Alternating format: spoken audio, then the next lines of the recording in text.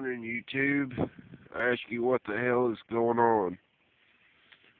There's millions and millions of birds out here in the trees. They're everywhere.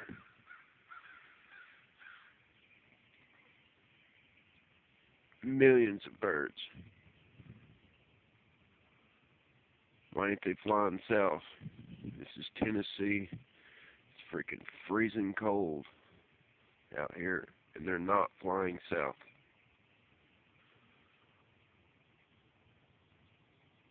So I ask, what the hell is going on? There's never birds in December. Don't they have some kind of instinct, knowing that they're not supposed to be here?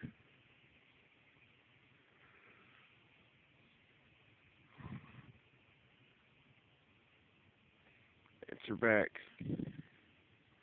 Leave a comment below.